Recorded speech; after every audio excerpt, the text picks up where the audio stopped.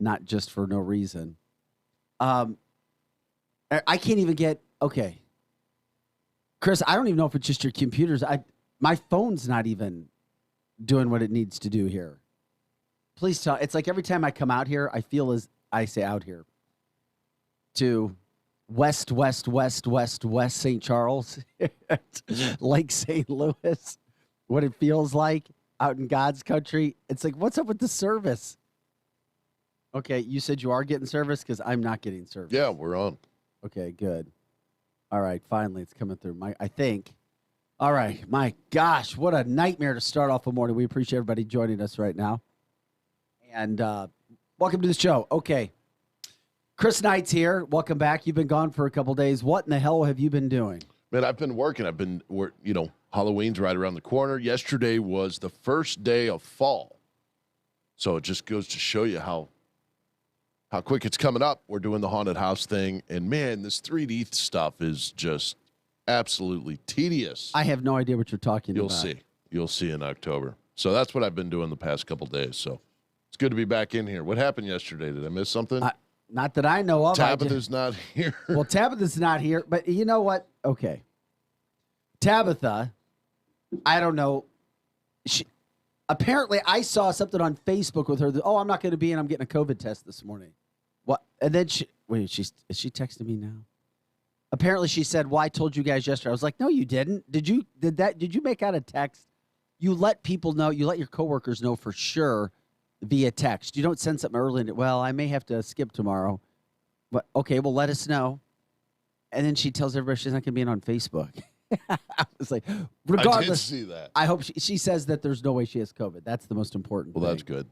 But I think Brenna got freaked out yesterday because she was here. And was she coughing and hacking? Just a little bit, but it looked like sinus. It looks like what I have. And boy, sinuses are.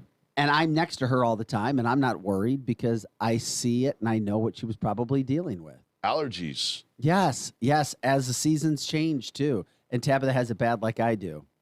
Mm. No, you didn't. She just texted me. She said, "I did let you know." No, you didn't, Tabitha. I'm sorry. We'll let Chris and Eric decide if what she sent yesterday morning after the show constituted something. Because last I knew, I would have planned to have somebody else in. But it's just us, so we're one person short because we didn't know. But we hope Tabitha's fine. But we did not know. Yeah, she says she's fine. I just talked to her. Okay. Yep. Well, I'm glad you did. Yeah, because saw a Facebook message this morning. Hey, boss, you should have read my Facebook page. She's pulling some Eric Johnson crap. You know what? She is. That is totally from the Eric Johnson page. She's so legitimately worried. She thought that Brendan was going to be. Look, Brendan was very, very upset yesterday. That's what Vic said. Poor little guy. Poor little dude. Yeah, he was upset. But Tabitha was scared didn't. out of his mind, wasn't he? He was. I've never seen such a big boy be such a little chicken. Well, I get it. I get. There's a lot of people who are afraid. I mean, Tabitha even said her 30-year-old son now is afraid to go anywhere and has to wear a mask everywhere. And live in fear. Yeah, like people are afraid. Until you've been down to, you can talk about St. Louis and the crime, but until you've been down there and seen it, you know. Yeah, no, I get it. Oh, okay. Well, we do have a big show today. Again, as always, welcome to the Edge. Eric Johnson's here now. Chris Knight, I'm Vic Faust of Fox 2. Phone number to give us a call is 636-695-2915. At 9:30, Steve Ellman, St. Charles County Executive, will call us. We can talk about what Senator Onder says. Senator Onder is pretty much blaming him for what's happened in Fort Zumwalt, saying that he's given them power. But, you know, we love Steve Ellman. We're glad that he comes in. He never shies away from anything. Also talk about some of the positivity of what's going on in St. Charles County with crime because it's dissipating. There are things that happen, but not in comparison to anything in the region. St. Charles County is by far the safest county. Yeah. And it's the fastest growing county. Those two don't normally go together, but they are. Yeah. Fastest growing, safest county. Congratulations. So we'll talk to Steve about that. Then we're going to have to break here. I know we got on the show late today, but we're going to have to break early, or we'll see how Chris wants to handle it. At 8:20, Jessica Schulte's given us a call. She's a registered nurse, a parent of Fort Zumwalt kids, and kind of the quasi-leader or one of the leaders of what is supposed to be, at least what I have been told, is a massive walkout in the Fort Zumwalt School District today. Wow. And do it. Well, I don't know if it's true or not, Will, here, but parents throughout the entire school district not sending their kids to school, letting them stay home, or letting them go to school, then pulling them out. So pulling them out at school so that it's even more of a start pulling them tax dollars back too for the schools. So what this is it's in response to the mask mandate that was put into place. Fantastic. It's interesting too because Jessica is also a registered nurse, and she says she's tired of the misinformation that continues to be put out there by other health professionals when she says that they know better than what they're saying. Okay. Well, Parkway Central's supposed to be doing it too. So we got on from the text line. We got no. Parkway Central's walkout is not about mask. Parkway Central's walkout is about racism and wanting change. Yes. Can't they just merge the two together? No. No, and that's another serious story as well, which we will get into. So, yes, there's a lot going on, Eric.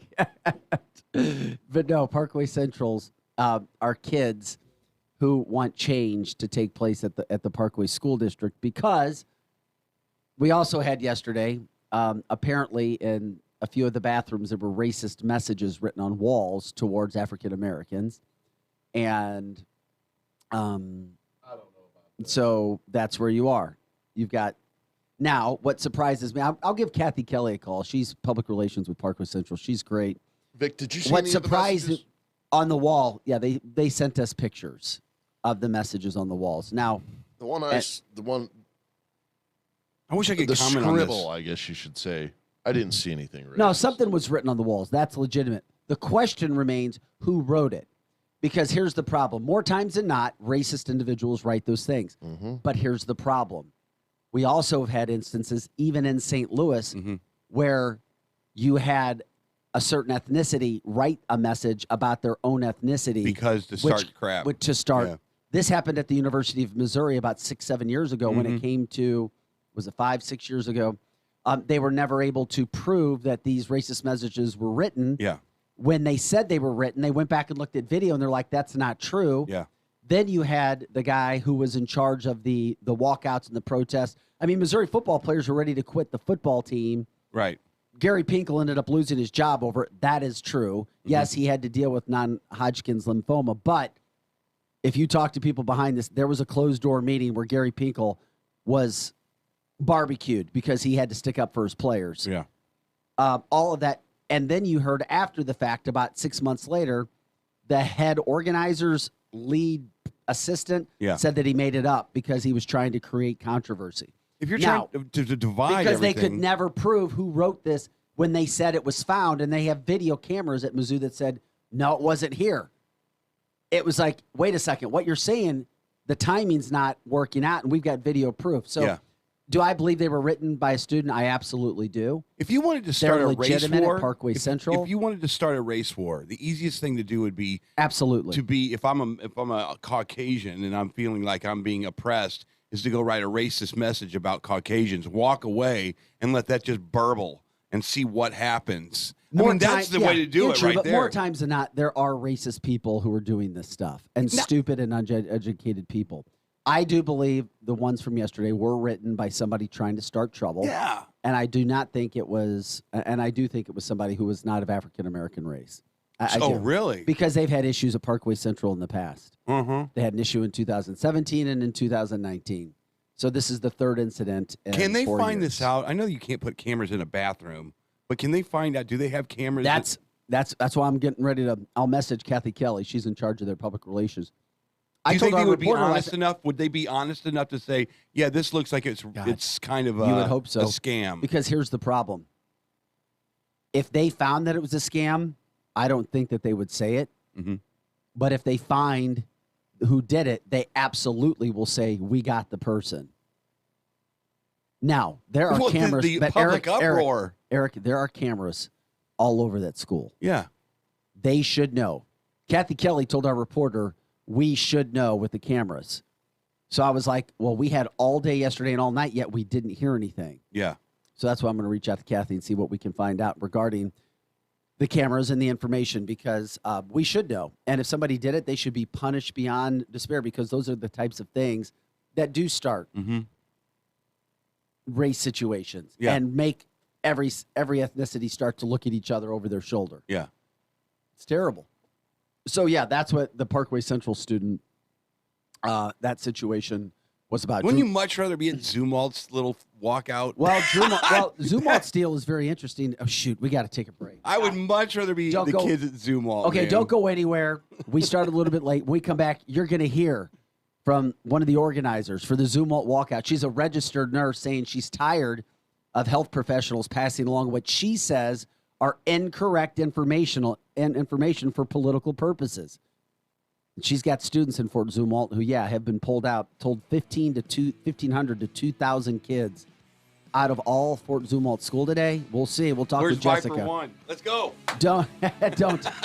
Well, they're having a protest at the administration building on Terra Lane as well, apparently. So we'll find out. Don't go anywhere. Quick break. Come right back with Jessica Schulte, the woman in charge of this. That's what we do. It's the Morning Edge. It's not your boring radio. No, not decaf here. No. If you want to give us a call, the number is 636-695-2915. Back with more Edge right after this. Eric Johnson, Chris Knight, and Vic Faust.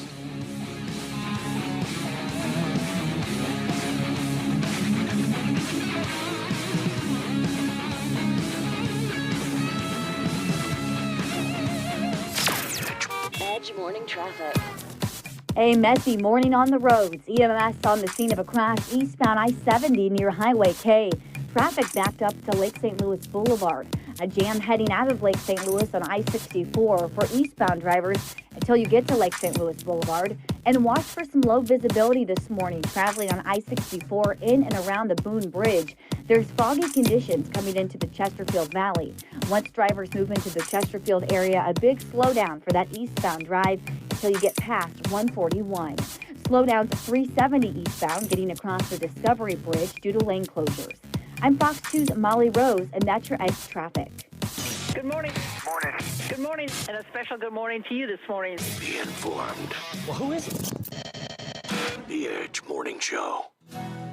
Shop local with Revolution Mattress in O'Fallon. When you come in, you talk to the owners, Kevin and Lisa. No high pressure and no salesperson stalking you through the store. Kevin and Lisa will help you pick out the perfect mattress for your body and sleep position. Most of their products are made in America with a 10-year non-prorated warranty. See why Revolution Mattress has 5-star ratings on Google and Facebook reviews. Revolution Mattress, locally owned on Main Street in O'Fallon.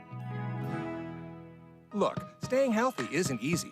Watching your diet, hitting the gym, avoiding stress.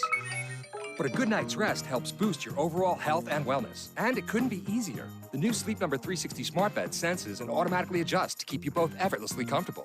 The result? You wake up ready for anything. Proven quality sleep is life-changing sleep. Don't miss our weekend special where all smart beds are on sale. Save 50% on the new Sleep Number 360 limited edition smart bed. Plus free premium delivery when you add a base. Ends Monday. It's the Warrenton, Missouri 2021 Fall Festival, Saturday, September 25th, 12 noon to 9:30 at night on Main Street, downtown. The Warrenton Fall Festival includes a car and motorcycle show, fireworks, Ms. Missouri USA, Kids Corner, vendors, and of course, food and lots of it. And unbelievable live entertainment. Listen to this: Butch Wax and the Hollywoods, Pure Prairie League, Atlanta Rhythm Section, and Orleans. Yes, you heard all that right. The whole family will enjoy the Warrenton Fall Festival Saturday, September 25th, starting at 12 noon, downtown on Main. Don't miss it. Go to warrenton-mo.org for more. warrenton-mo.org. Hi, this is Eric Joya, sales manager at the all-new Travers Automotive and RV at I-70 and TR Hughes. I'm personally inviting you to come see our awesome selection of pre-owned cars, trucks, and SUVs. Travers Automotive and RV has the largest inventory of lifted trucks and Jeep Wranglers in the market. Our new location also has RVs from Mesa Ridge and Open Range, and a huge selection of pre-owned as well. Come see me and my team at Travers Automotive and RV, I-70 at TR Hughes, TraversAutoandRV.com. For 70 years and counting, NHRA Championship Drag Racing is the fastest, most explosive sport on earth. The NHRA Camping World Drag Racing Series is headed to St. Louis at full speed. Join us for the NHRA Midwest Nationals, September 24th through 26th at Worldwide Technology Raceway. Feel the power. Get tickets at www.raceway.com. Brought to you in part by the Office of Illinois Tourism and Illinois South Tourism. Hi, this is Curtis Marks. I'm the owner of Complete Auto Body and Repair. Now that things are back open, the vaccines are out, we are ready to get back to work. The kids are home, and I'm sure you're ready to go back to work too. We are hiring all positions. We are looking for everyone and anyone that wants to make life better for themselves, and we want you now. CompleteAB.com is where you apply. CompleteAB.com. Join the complete experience. No more sitting at home. Let's get back to work. If it's not perfect, it's not complete. Others can't compete with Complete Auto Body. Dad, and service. Oh yeah, and service. He fixed the car. With Amdro, you can enjoy your backyard like never before. Our round-the-clock pest protection gives you the peace of mind to enjoy your great outdoors without a care in the world. Cannonball! Okay, we can't defend you against the splash zone. But when it comes to ants and other pests, we've got you covered 24/7. Find Amdro in the insecticide aisle at your nearest retailer. Now, back to the Edge Morning Show.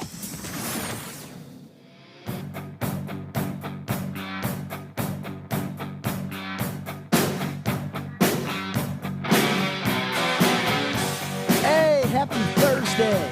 It's Friday. Friday Eve, whatever you want to call it. What a great night. What a great day. Great night to get out and do something. Eric Johnson, Chris Knight. I'm Vic Faust with Fox 2. Tabitha's playing hooky. Yes, she is. Well, kind of. She said, well, if I... Quit sticking up for her, Eric. Damn. We didn't know she was showing up.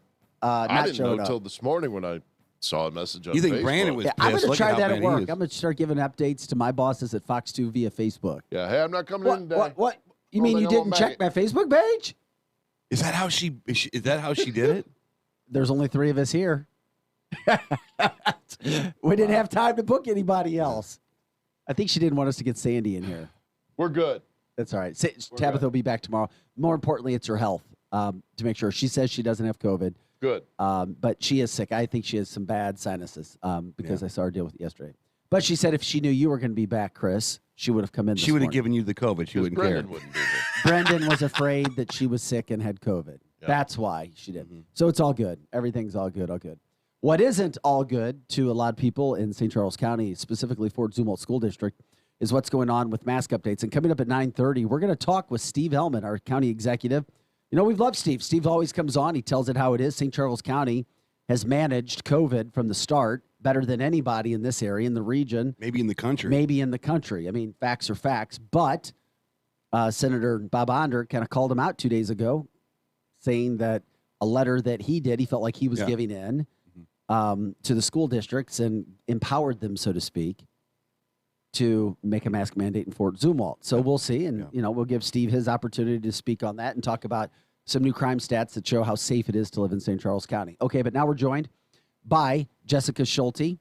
She is a registered nurse. She's a parent in Fort Zumwalt. She is one of the organizers of what is happening today. We bring her onto the phone. All right, Jessica, what's going on today? All I know is there's supposed to be some massive walkout in Fort Zumwalt schools today. Good morning. Yes, right now we have the Freedom Rally going on at the Admin Biz building up the street from where I'm at now. It's rather exciting to see so many people advocating and standing by their convictions. So, yeah, we'll see how this goes. I think this is just the start. Fort Zumwalt, that was a lot of talk at the last city council or the county council meeting. School board meeting. School board meeting. What is the overall feeling with the kids? Are they like, no, I want to have a mask on my face. I want to feel protected. Or are these kids like, this is ridiculous. I've had enough. What is if you had to kind of gauge it, what's the overall sentiment with the kids? I mean, I think it's a 50-50 right now. I think that there are kids and young adults, I guess you'd say, in high school that feel, that they can mask, whether they, it's easier for them just to do it versus fight against it, or they feel passionately about masking. But there's also the other 50% that feel like it hinders their education, especially for those kids that have IEPs or nonverbal. There's certain circumstances that, makes parents or children or young adults, choose not to mask and feel that it's not the best for them. So Okay, so what are the that's what we're fighting specifics? for right now is choice. So what are parents supposed to do if it's not too late? Are parents, so I think you said there's a rally and there's the opportunity to pull kids out? Yes. So right now we have the rally. We have a lot of people sending in and parents sending in emails to the district. I think our goal is 1,000 because then I think that, forces the hand a little bit to readdress this and look at it from many different angles versus just one side. I mean, if we have the choice to mask versus mandating it, then both sides of the argument, are met. I mean, I'm not, I guess you'd say expressing my stance on this right now. I also have a fear, of, I guess you'd say repercussions for what I say, being a registered nurse. But I think that, we need to draw a line in the sand on the control that our boards have. We're parents. These are our children. We have the right to make those decisions. So, I think that's where a lot of the people that are, rallying for this freedom to make a choice, that's where they stand right now. They're like, I don't like to be forced to do something that I don't feel is, effective or for whatever reason. Mm-hmm. So, I know there's going to be a good turnout. So, Yeah, what is I guess I got a couple of questions, but who is the person that can stop this in their tracks? And the other question is, has the school You already know that. We talked about it. I don't at know. length. I don't know where It's the superintendent. Where does the letter start? No, what is it? I Yes, don't know how it's those. the superintendent and the school board. Okay, and the superintendent controls the So school the board. superintendent is who you're doing the display for today. And the second question has the school board been kind of amenable to you guys? Have they at least communicated, or they just take on your information and they walk behind closed doors and they make their decisions? How's that been working? It's the feedback that I've gotten is the latter, that they're not really open to hearing or having any discussion around making masking a choice versus a mandate. We are told that we are just to wait till the October 18th board meeting, So, and I think that this last time it was estimated only 40 people were allowed to, attend in person the board meeting. So, Did you attend the last school board meeting? I was not able to. Okay, I was sent a picture of a gentleman who I was told, or I was actually sent a picture of him without a mask at the meeting. And I was told that this that this board member was somebody who actually brought the motion up. Yes, Is that true? that is completely correct. Okay, I don't know. Well, who is Gabriel Helms? I was sent a picture of a man that was said to be, I don't know who Mr. Helms is, but I was said that the picture doesn't have him in a mask. Correct. This is correct. Yes, this is correct. It's sort of double standard. Okay, I was told that Gabriel Helms, and I'm looking at a picture of Gabriel Helms right now, who is at the board meeting. I'm assuming it was last board meeting, in a purple shirt without a mask on. Correct. But yet he is the one who had the motion for universal masking. Exactly. Sounds like an oxymoron. Yeah. Without the I mean, oxy. double standard. So, Good. Maybe Gabriel needs to be the next one to get voted out. yeah, I think that's kind of the goal here. And people who like masks would probably vote for him then. Board, So she said 50-50. That is stunning to me that it's a 50. Not to me. Oh, my God. Not It at is all. to me. I because don't understand you're so it. far from the high school scene right You're now, right. Eric, and No, that's why. That's why I always say I don't have a pony in this fight. I don't. I look at it from afar and I think, wow, this is actually happening in our community. And I'm so happy that the parents of these kids are standing up, and the other 50% of the kids are standing up as well. So this is exciting that maybe you guys can move the needle. I don't understand why the other 50% of these kids are doing this. That's another story, I guess. right. And another thing that was very surprising is that there has been multiple teachers that have reached out to me personally, and I will keep their identity private, and they are applauding us for these efforts. They see the the repercussions and the fallouts and the collateral damage from masking or making it a mandate. And they are so fearful of, getting, ostracized by other teachers or even bullied was one of the other words, that they don't speak up. Their hands are tied, So that's really sad that they're in that position, to where they feel like they can't voice their opinions as teachers, especially to the extremely liberal, Seems like they can. It's Hey, still the Jessica, United States for I now. passed along your story today to our TV. I would encourage you to have other parents reach out to our desk or via email at, over at Fox 2 just to make sure that we're able to come and cover the story. As reporters and anchors, we can pitch stories, but then it depends on crews and what else is up for the day. So usually to make sure, and if you ask me for advice on covering the stories when we talked, yes, the best thing you can do is have as many parents as possible contact the desk to let them know how many people are actually out there. Because you've got a group at the Fort Zumwalt administration building. I thought that was on Terra Lane. Is that not true? Or Yes, it's on East Terra Lane. East Terra Lane. Okay. So people can come there and then also pull your kids out of school. And you can pull your kids out. Today, they help make their signs saying that, please don't muzzle me. My body, my choice. So, yeah, and it seems to be a very upbeat crowd from what I see. It's very peaceful. It's, what do they call it, like a civil disobedience? And I hope it's one peaceful. of the organizers really stressed the importance of being respectful, and treat others the way you want to be treated. And, let's just bring some more light to this and let's have a discussion around it. I think that's where the problem lies. Is there going to be a rally against the rally? I mean, you say 50-50. Will kids show up with masks on saying what you guys are doing is wrong? Do you anticipate that, or is this, no, this is for the... They're at school. Aren't they walking out of school? No, the only people walking out of school are the kids that are against planning masks. on attending. See, there you go. No, Eric, she's talking about the kids who are against mask mandates are walking out of school. You're not listening. If there's 50% of the kids in that school that want to be masked, don't you think you would be protesting against the kids that are wanting to take the mask off? No, because then you're helping them by skipping school, Eric.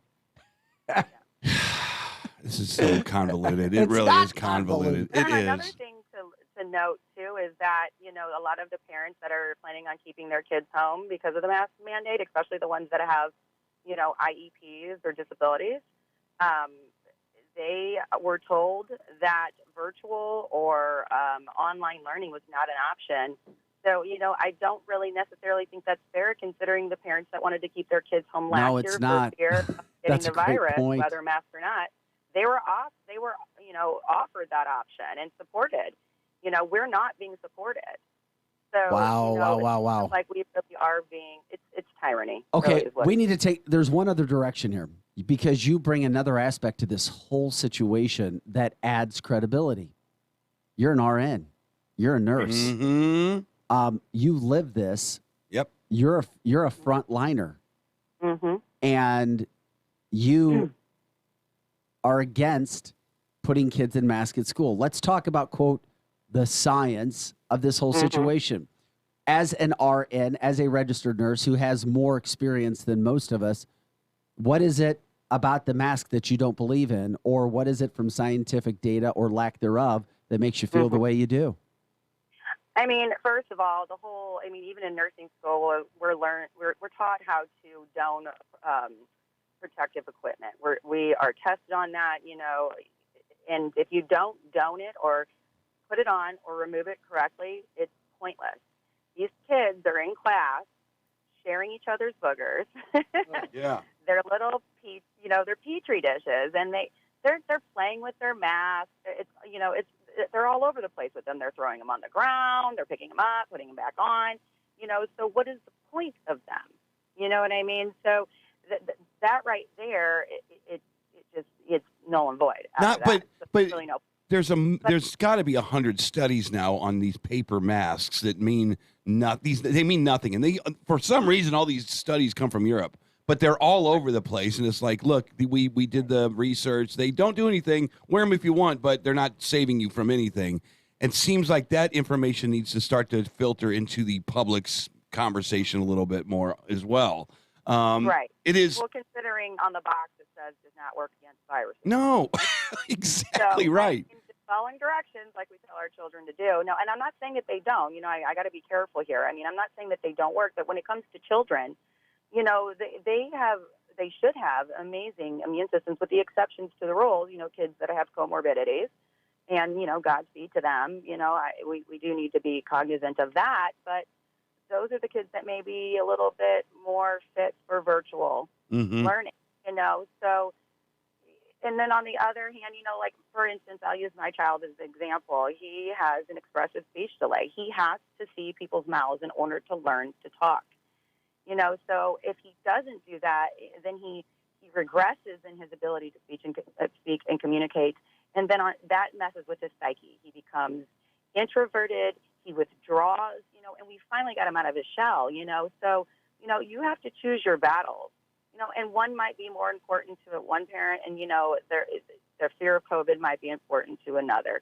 But if we have the choice, then I think that everybody would be happy here. If we had the choice, even separate the rooms if you want to. And this is just off the top of my head. Put on one side of the room the kids that are masked, and on the other side of the room the kids that are not masked.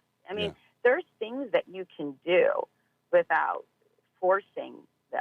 Well, here's the thing: you have some backing. The people who are against masks in schools, you have power in your corner. And if anybody says that the CDC says that you should be wearing masks, just remember what Dr. Bob Onder, this isn't me saying it, this is what Dr. Bob Onder, Dr. Bob Onder brought up on our show 2 days ago. Did I say doctor? He did. State doctor? Yeah, medical doctor. Medical doctor Bob Onder, state senator. Right. Okay. All right, I just want to make sure I said that enough so people heard it. As he was reporting, we're just bringing the facts. As he brought up, the CDC's own study recently of 92,000 school kids in Georgia showed zero benefit to masking at CDC.gov. Check out the study at CDC.gov. He says it's not following its, quote, own science. Right. And it's very, very interesting. You can also find it at heritage.org. So what Dr. Bob Onder, medical Dr. Bob Onder said wasn't just, hey, I'm going to grab this out of the air because I heard it from somebody. Right. You can actually read the CDC's own study and at heritage.org, just if anybody wants some extra reading and has some time. Right. And I have a feeling that sometimes, the CDC or the World Health Organization and, all of those other, entities they feel like they're doing America a favor by dumbing down America. Give us the info, give us the statistics, give us the data, give us the evidence, and allow us to interpret it. Well, St. Louis County has just nobody's saying anything. This is a St. Charles County thing. Francis Howell fought. Fort Zumwalt's now fighting. But in St. Louis County, it's interesting. Nobody's doing anything. Yeah. They're fighting in Jefferson County. Windsor School District last night was massive. Again, these school board meetings have become massive with not only people who are, as Eric likes to say, backlashing against mandates or requirements of masks, but people who are for masks were also there. Mm-hmm. Heck, we even profiled a little girl who says she's being bullied because she wants to wear a mask. Wear it. Exactly. But Windsor, at the end of the night last night, Windsor School District said, you know what, we're going to keep it optional. Why not? We're going to keep it optional. In Jefferson County, where they also say that they had over 200 new cases of COVID, but what they also did was they included it K through 19. Remember, anytime you look at stats, you can't include the 19-year-olds as kids. Right. Those are college-age kids, and when you break down the stats, and I repeat every single time, the most numbers are in the kids that are 18 and 19 years old. Yeah. And I think we know why. You're absolutely right. So just remember, and this is for not just for Jessica, but it's for all of our listeners, because we've been covering this for a year and a half. I do it in the morning with radio. I do it at night with TV. Let's give all the numbers. And, yeah, there are some serious numbers, but there are some numbers, too, that are not serious. And it all needs to be taken into account. It seems like the win-win here is the optional. If you want to wear the damn mask and you want to wear rubber gloves and you want to have disinfectant all over yourself and you are scared of this thing, well, you can do it. But let's not be hypocritical either. When you leave the school and you take the mask off and you go right into Walmart with a million other people that don't wear masks, You're being a little bit hypocritical in this situation. I think that I'm more fascinated in the 50% of the kids that want to wear the mask in this story, to be honest with you. I did not think it would be that high. I really didn't. Eric, it's all about. It's crazy to me. No, it's all about messaging and wanting to do the right thing and feeling like you're doing the right so thing. It's political. And you can get shamed. I mean, you're and you shamed. get You're shamed. Told, exactly. You're told that you're going to kill somebody if you don't vaccinate or if you don't mask or whatever. I mean, I think those are some pretty strong accusations and some pretty strong words. So some of these kids, they don't want to be shamed. They don't want to be bullied because they're not. I mean, and honestly, I see more kids being bullied. I mean, and not even the kids, the parents. I mean, I had to remove myself from some of these district groups on Facebook and social media because it was super depressing to see these parents going at each other, and it's usually the parents that are wanting the kids to wear the mask, I mean, and you can, the proof is in the pudding. You can get on these groups and you can see, and I have respect for the mother or the father or whoever that wants their child to wear a mask and they feel passionate about that. I respect that. But the same respect needs to be afforded to the other parents. Would you feel better if the school board and the superintendent came out and talked to you and you guys had a round table and they listened to you and they said, well, yeah, but so you felt like you at least knew why they were doing it? Would you feel better about that? Because it seems like all these school boards also, they are just like the man behind the curtain, that they'll listen to you with a blank face and they go, thank you for your time. Your time's up. Get out of my stage. Would you feel better if it was like, all right, get rid of all the clocks and let's just have a conversation here? Well, yeah, I mean, and to me, I'm one of those people, facts, not feelings. You know what I mean? So I don't need to feel warm fuzzies and I don't need to feel good about it. But you have to have some feedback, I would imagine, right?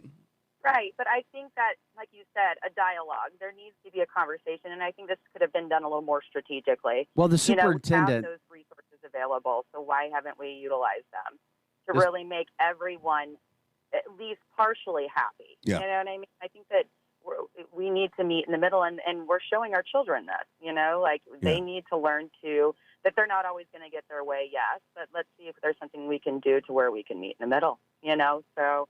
and like you said with the CDC, I mean, reference the CDC. I think that they said, between the ages of 5 and 12, there's an increased risk for death. Like it was a 1.5 due to suicide % increase, and there's only a 0.3% of a death due to influenza or a pneumonia, and then a 0.2% due to suffocation or COVID.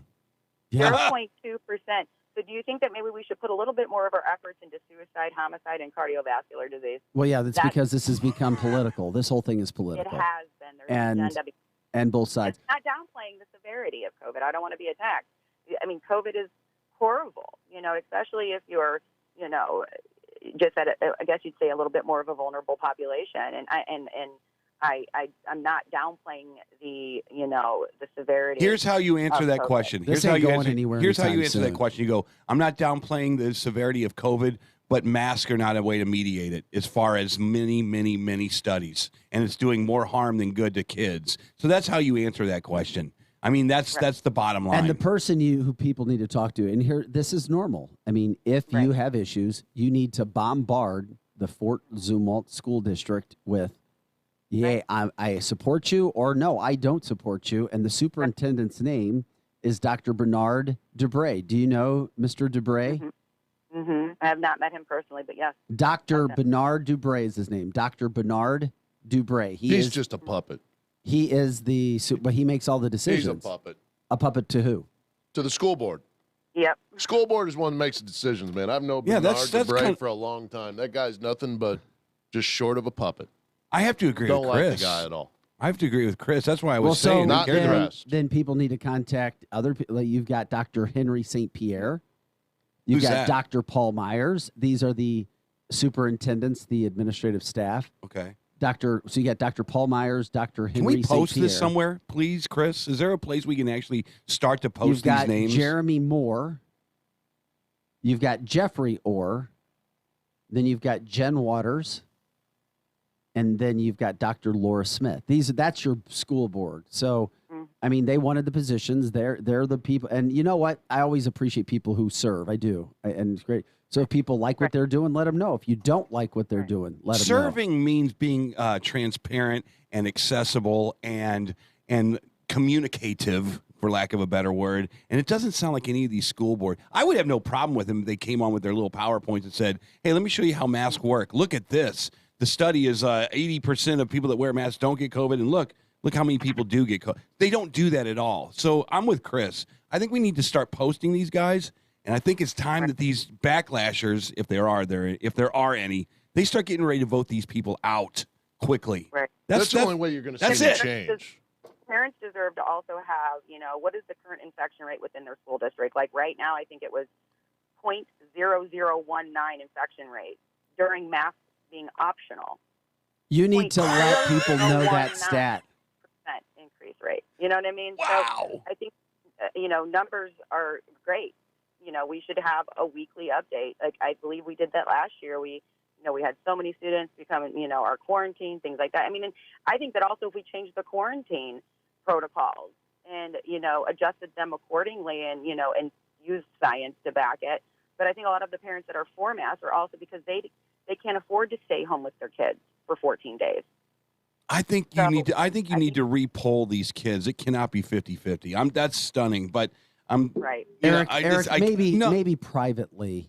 Privately. You might get a change, but I'm telling you, Eric, the peer pressure right now, whether somebody agrees with it or not, you can't just say that, they don't agree with it, but there is such peer pressure because I've talked to my own kids in going through this. What do they say?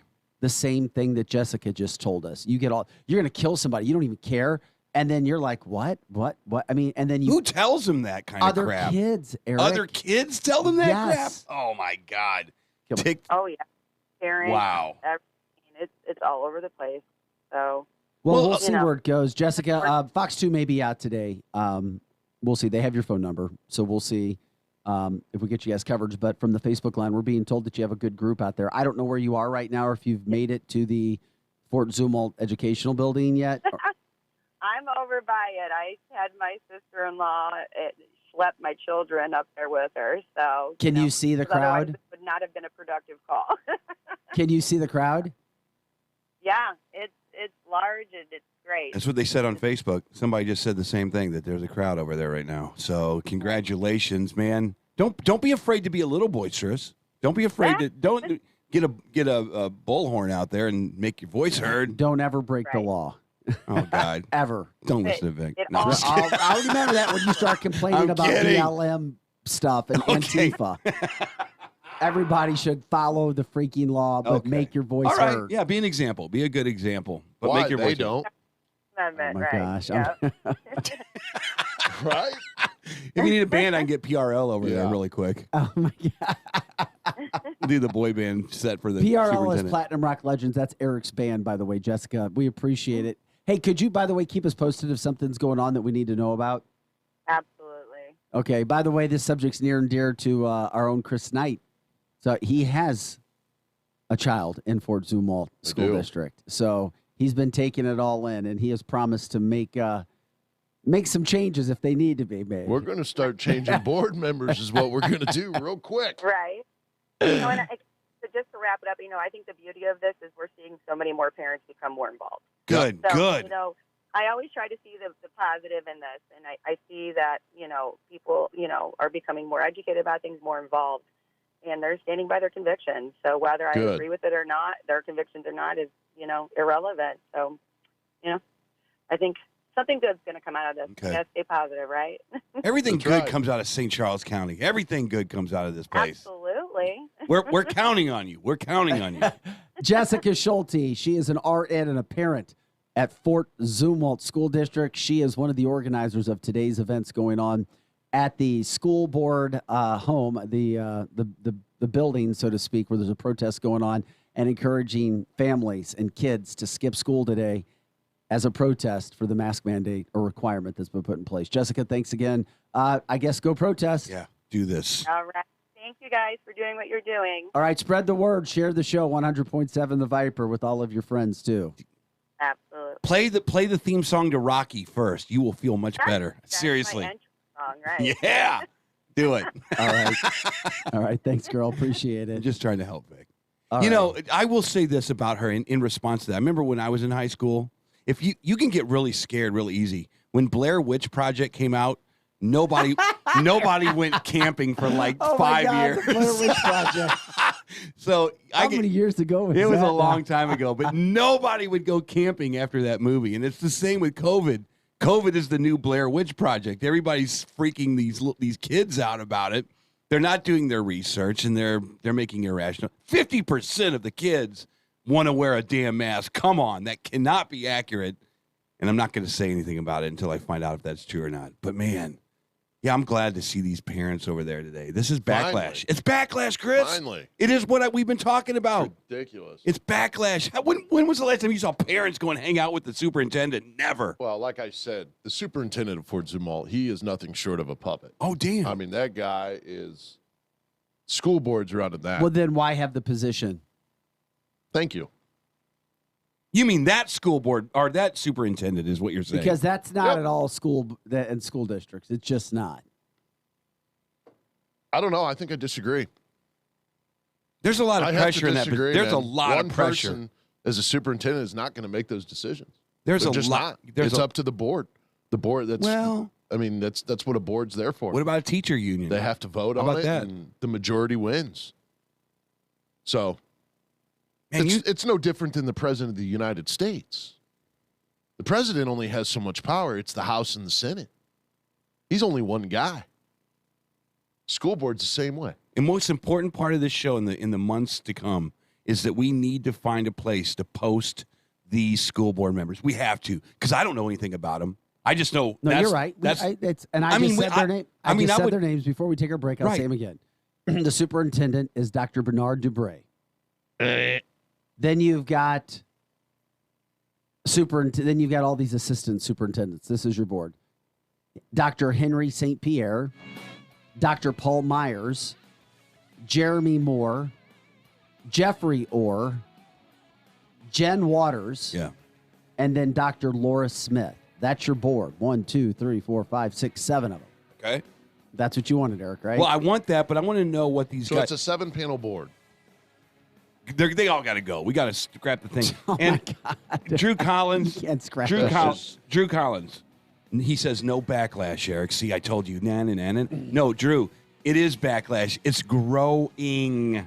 50-50 still. It's not let the school board do whatever they want. There are parents right now out at the superintendent's office, and they are making their voices heard. That is backlash, Drew. Come on, man. We got to agree on something. It is. And it should be. And when Chris is pissed off, that's backlash. Yeah. And he's pissed. Eric Johnson, Chris Knight. I'm Vic Faust of Fox 2. If you want to give us a call, feel free, 636-695-2915. And guess what? Coming up at 9:30, you won't want to miss our conversation with St. Charles County Executive Steve Ellman. Eric, you going to be nice? I love Steve. He's done a great job here. He's got one thing to clean up, and he's got to do it. I can't wait to talk to him. I'm glad Steve is a stand-up guy enough that amen. he comes on and talks. No doubt. No doubt. And he's always done that. I give him credit for that. So we'll see what we get. We'll also come back with your morning headlines. We got a lot to get to. My gosh. Still got to talk about the Parkway Central situation, too, as well. All right. You're listening to The Edge. We'll be back with more right after this. It's 8:55.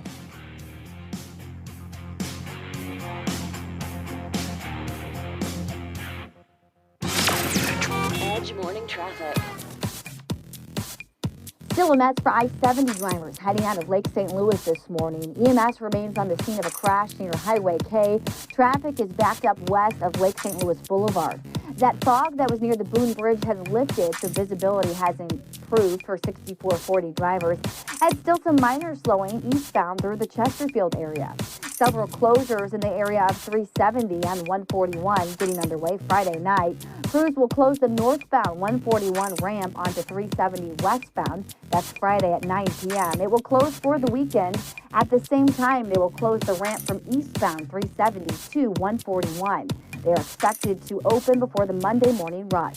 I'm Fox 2's Molly Rose, and that's a look at your Edge Listen to the traffic. Edge Morning Show live. Watch it live or anytime on demand. Details at viperrocks.com or on Facebook. We're planning a trip to Spain later this year. But our Spanish It's pretty bad. So we're using Babbel. Babbel's conversation-based method teaches you real-life words and phrases. And with Babbel's interactive, bite-sized lessons, you'll remember what you learned.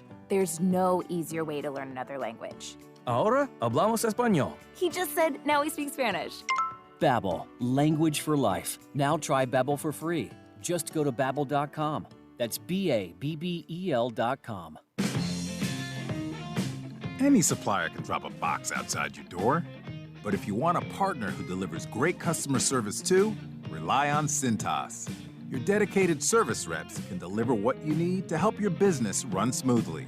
From essential cleaning products to hygienically cleaned apparel, fire protection services to first aid and safety supplies. That service you can't get from a box. Oh, I'm ready! Visit Cintas.com and get ready for the workday. Weber Chevrolet has been in business since 1902. No other car dealer in St. Louis of any brand can say that. Nobody sells more Chevrolet, period. Weber Chevrolet is one dealer with 3 roofs. In Missouri at Olive and 270, and in Illinois Metro East, Columbia, and Granite City. All easy to get to, just follow the 270 loop. Also, all online accessible at WeberChevrolet.com. Right now, Weber Chevrolet is open but very thorough in their cleaning, disinfecting, and social distancing rules. And don't forget, Weber Chevrolet service departments are award-winning and second to none. In fact, other dealers send their problems to Weber Chevy to fix. Now during this crisis, Weber Chevrolet has teamed up with Detroit to come up with awesome deals to help people save money and manage their budget. Discounts, incentives, and the ability to not make your payment for up to 4 months. Weber Chevrolet since 1902, WeberChevrolet.com. Look, staying healthy isn't easy. Watching your diet, hitting the gym, avoiding stress. But a good night's rest helps boost your overall health and wellness. And it couldn't be easier. The new Sleep Number 360 Smart Bed is the only bed that effortlessly adjusts and responds to both of you. The result? You wake up ready for anything. Proven quality sleep is life-changing sleep. Don't miss our weekend special. The new Queen Sleep Number 360 C2 Smart Bed is only $8.99, plus special financing. Ends Monday. Special financing subject to credit approval. Minimum monthly payments required. See store for details. Good morning, privates! Good morning, Drill Sergeant! I mean, seriously, what a pleasant morning. The sun is shining and the birds are chirping. You seem to be in a good mood today. Astute observation, Private. Astute. He's probably happy because he found out Honey Nut Cheerios can help lower cholesterol as part of a heart-healthy diet. So, in lieu of the obstacle course today, I propose a nice meditative nature walk. Does that sound delightful to everyone? Yes, Drill Sergeant! Have a change of heart with Honey Nut Cheerios. Learn more about Honey Nut Cheerios by picking up a box at your local store. The Edge Morning Show is coming right back.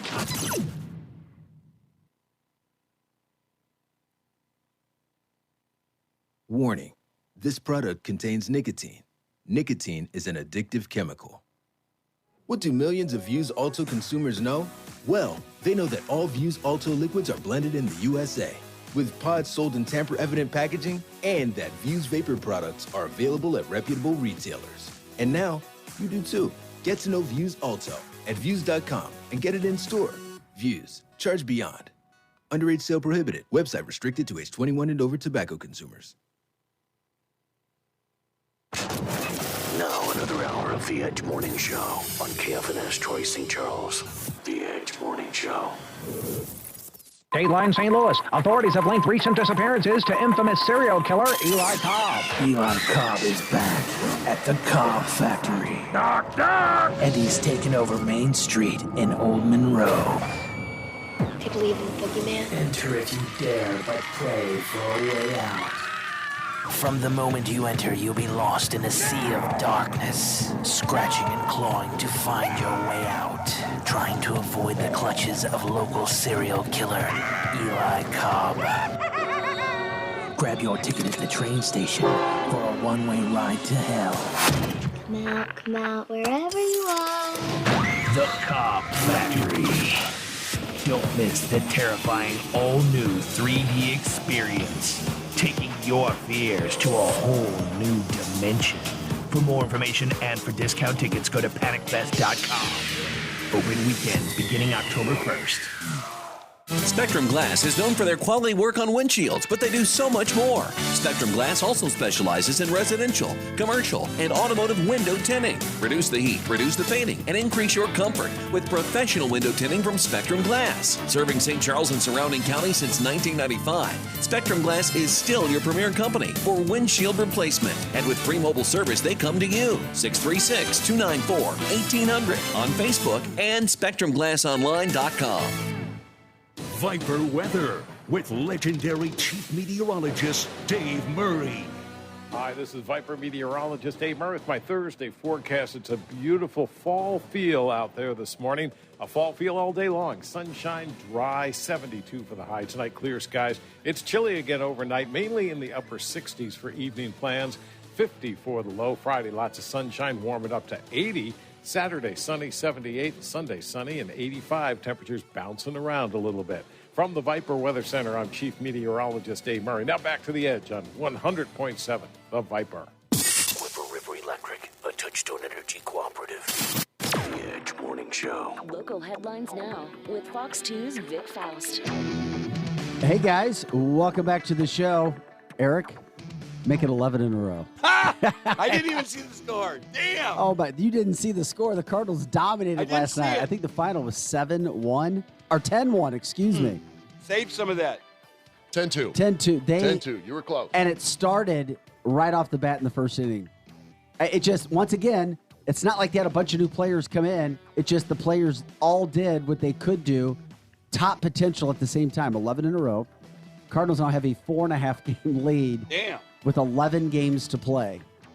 Now, once again, wow, it's great to get into the, if you do get it, in a one-card wild card game spot against the Dodgers. But, man, oh, man, we'll see. It's better than losing. You better watch for the Cardinals. They'll burn you in the playoffs. I know. I watched Harrison Bader score on a deep fly ball from second base last night. And wow. Ozzie Smith did it a long time ago when I was Vince a kid, Coleman used to do that all the time. Wow. But anyway, too much. I'm sorry. Cardinals, 4.5 games. 4.5 game lead with 11 to play. Okay. Fright Fest is returning to Six Flags on Friday. It's been around forever.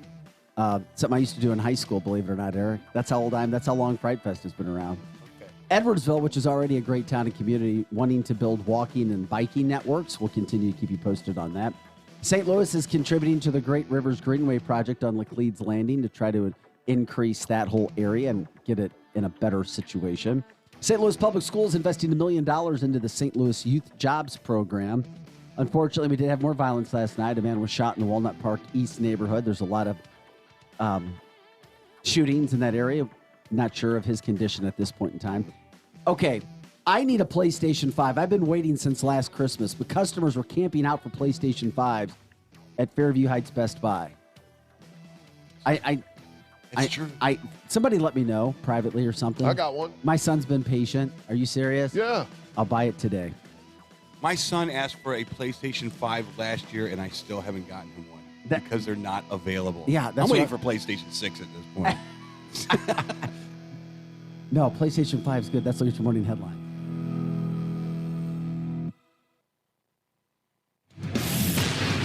This is the Edge Morning Show. Hey, guys, welcome back. Chris, you and Tracy expect any more babies anytime soon? No. What kind of question is that? No. Eric, are you expecting any more babies anytime soon? Yes. No. There's a reason for my question. Fur babies. I don't. Okay, why'd you ask stole that? it from me. That's what I was going to say. Fur babies. No. There's a website called nameberry.com. That's Nameberry. Nameberry. And they have suggestions on what to name your baby in 2022. They've come out, I got to hear this. They came out with their top baby names for 2022 in several categories. I bet Bill's not on there anywhere, is it? Or Fred. Or John. John. How about you, Vic? Would you have any more kids? Yeah, that's Would a fair I? question. Oh, boy, oh, boy. I just felt this, like, weird sensation come across my body. We got a very cold wind on your back. Tough. Yeah, well, Tough. I can't get... Yeah, I just...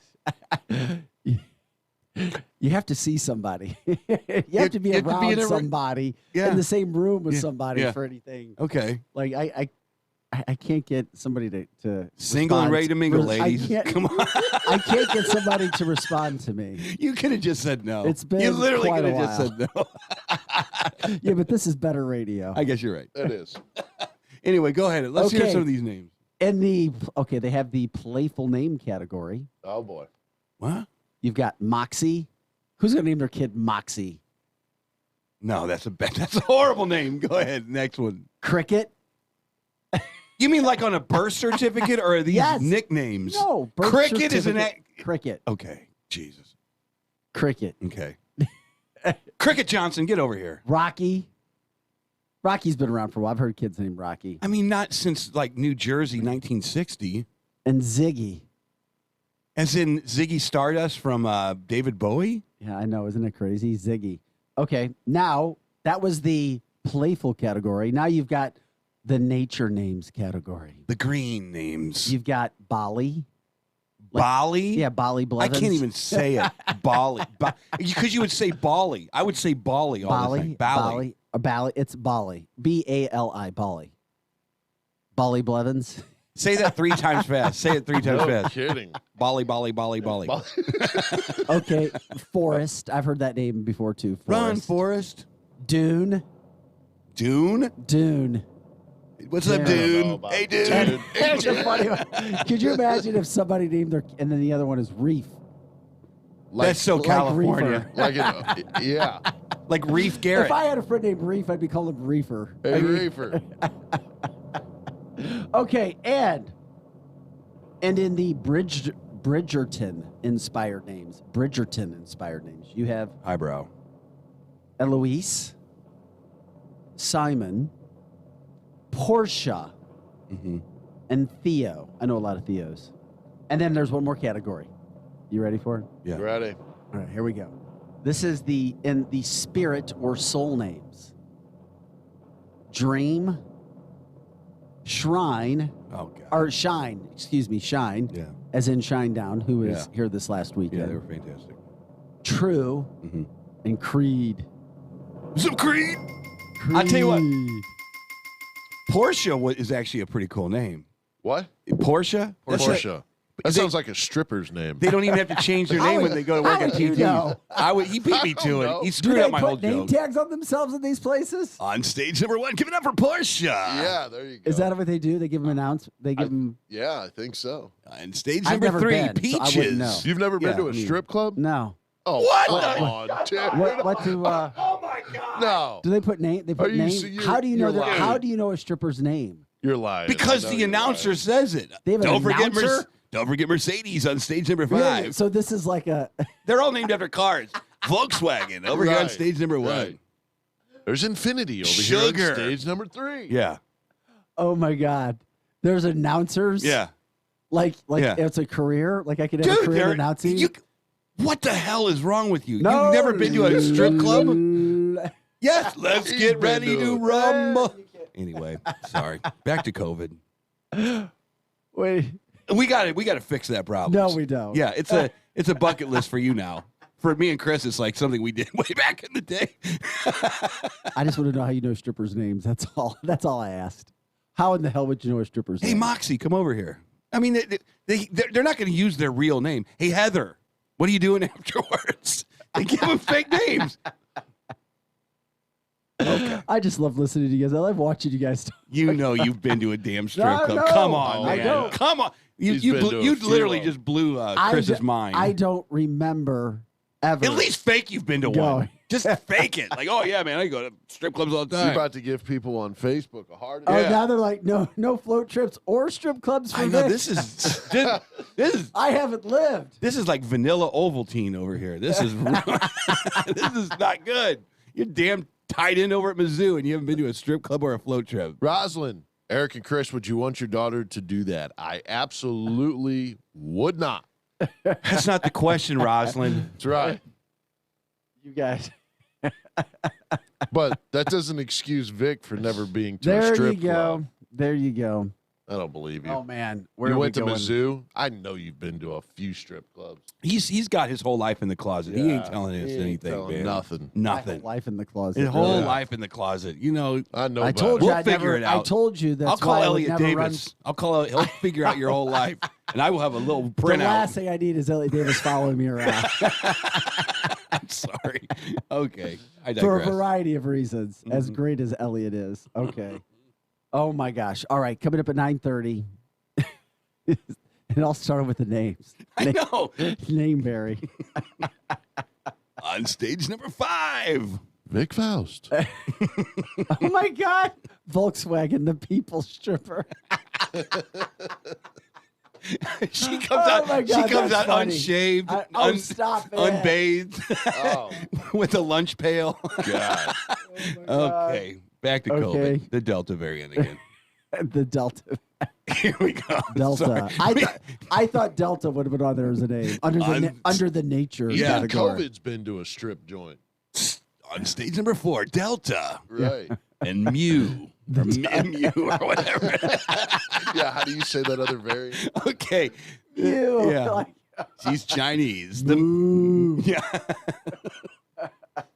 okay. I lost track. What are we even Okay. talking? It's something important. All right. I have reached out, and this was another big story. I have reached out to Parkway Central, my contact over there. I'm trying to get some information because it has now been over. It's been about 24 hours, and we haven't heard yet from Parkway Central when it comes to an alleged racist incident that happened yesterday. We saw racist phrases and words written on bathroom walls inside Parkway Central High School yesterday. I guarantee they have cameras in those halls. I guarantee it.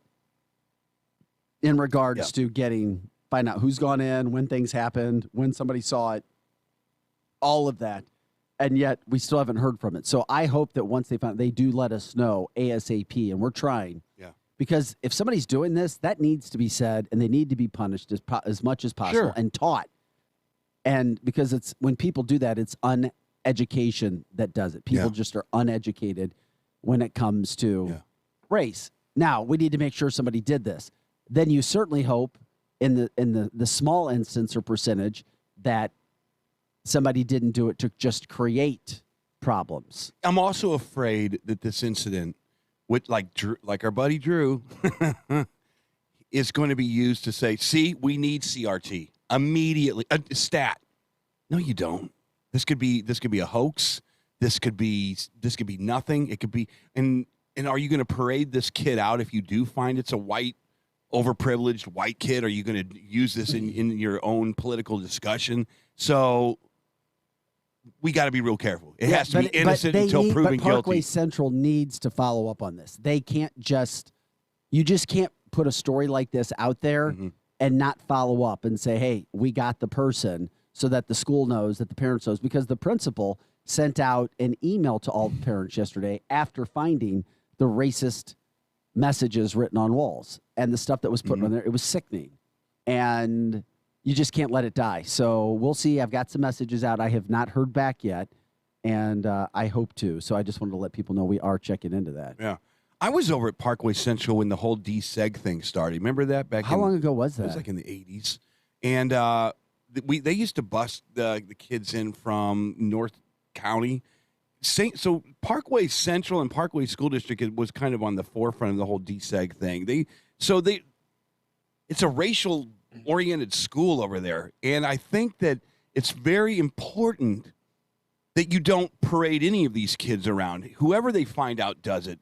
It's between them and the school. It's not up to the public to really decide this thing. We don't know if it was a hoax. We don't know if it was somebody trying to start crap over at Parkway Central. Look at the little sign they put up on that wall. Whoever did it has now caused a walkout over at Parkway Central. Did someone do it to do that? Was it a white kid that says, I'm really sick of, was it a racist sign? We don't know. So it's important that we don't prejudge this thing. Well, it's interesting, too, because now Tara from the Facebook line says this same exact thing happened to Kirkwood a few months back. I'm not sure what this means. Those responsible did not fit the narrative. What does that mean? That's what I would like to know. Tara, if you're listening still, please let us know what those responsible did not fit the narrative mean. There was a very interesting video that came out. Race is intentionally being used to divide us. This is another example, that also from the Facebook line. There's a very interesting video that came out at the beginning of the whole George Floyd thing. Very interesting. If you're a conspiracy theorist or not, whatever.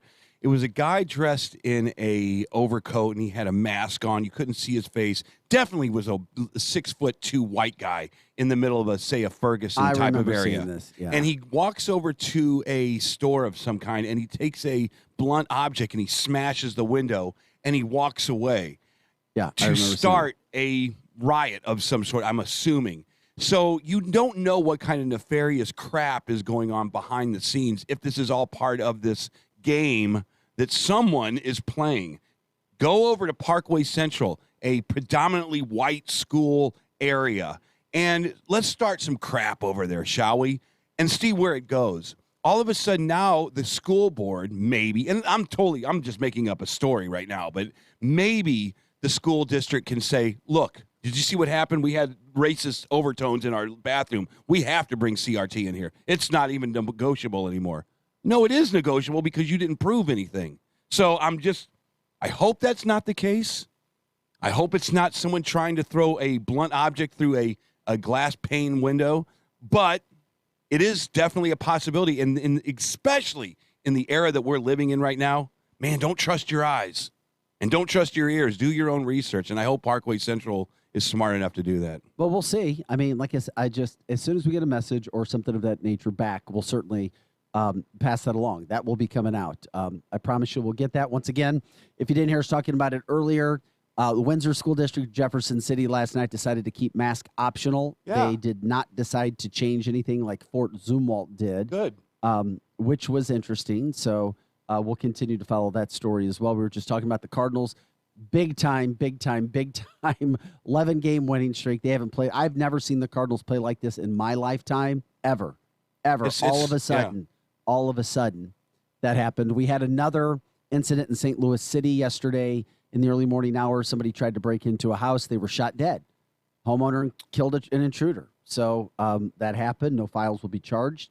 Or no charges will be filed against that homeowner for that person trying to break into their home. So it's just another incident. You know what? If you go into somebody's house, you break into somebody's house, you better be careful about what can happen. Man, especially these days, especially when you are in a news cycle where cops are being defunded and you go out and buy an additional 10 guns to put in your house to protect yourself, because again, the fear that has been put upon us is that if I call 911, no one's showing up. All right, I'm taking it into my own hands. I got 4 people in this house. I'm taking care of it myself. That was never the case back in the day. This is a new thing. Everybody used to say, oh, yeah, if you break into my house, you're leaving without your head. That was not really actually true. We had cops that would come and take care of the situation. Now, it is true. If someone is breaking into your house, you're taking your life into your own hands, man, for real. And that's where we're trying to hit some of these other topics before we get at it. Now, we're going to take a break, and then we'll talk to St. Charles County Executive Steve Ellman. But the search is still on for Brian Laundrie. Of course, he is the only suspect in the Gabby Petito murder, and we're already told that it was a homicide, and it blows my mind. Who is the guy who America's Most Wanted? Remember John, the guy with curly hair, kind of salty black gray? Oh yeah, John Walsh. John Walsh. I saw him surface yesterday, ripping this county police department, saying, "How in the hell did you guys let this guy leave the house? Mm-hmm. How did you not when he came back with somebody else's vehicle and was there that wasn't his own and she was nowhere to be found?" Yeah. Now, I didn't know if people knew he was back but it was at the parents' house. But John Walsh even showed up yesterday. But right now, the parents returned home and their car was towed away by investigators. Because there's this thing called laws and due process, and you have to make what was the I can't remember the girl's name in Florida that was accused of killing her daughter. What was her name? But they did some things not by the book, and it let her off the hook in a few situations. And I think that the police departments and the investigators are very sensitive about that kind of stuff. They have to do things by the book, so when they get him, they got him. It's kind of like reading your Miranda rights. You got to do that first. So, and then you, in theory, if the guy is held up in his house, you are casing the joint, right? If he's in his house. Now you are. Now I know. you are. I know, but we don't know where. And all of their efforts for 2.5 days have been on a nature reserve that's one of the most uninhabitable places you can imagine. Snake infested, gator infested. Nobody could even be. But that's where the search is. Well, yeah. You don't know where he is He's right not now. living if he's there. If he's alive, he will be found. If he's not alive, if he's in that nature reserve and the Crocs got him, it will be the biggest mystery that has ever happened on this planet Earth, because this is a soap opera right now. That's all it is. It's basically here's how it went down, and we all know it. We don't have to say it anymore. You were talking about Casey Anthony, by the way. Thank you, Casey. Thank you. I was doing other things here. I didn't even know what you were talking about, but thank you, Nick Schroer. Casey Anthony, thank you very much.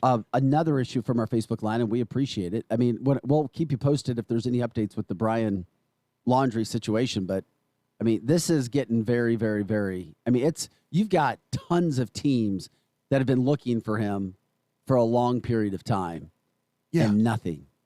Yeah, nothing. Why are you? That's shocking to me. Again, is he dead or is he alive? I don't know. Today on Days of Our Lives, is he dead or alive? I know that. I'm sure people are super interested about it, but the story's over, guys. What story? This story is over. They went on a hiking trip in the middle of Montana or Wyoming or wherever they were at. They got in a fight.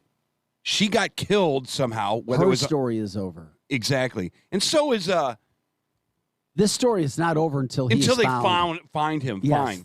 Fine. And then the lawyer he'll shut up for the next 6 months or whatever it is. There are 1,000 daily instances like this that go unreported or go put on Fox News and MSNBC. That's what I feel sorry for.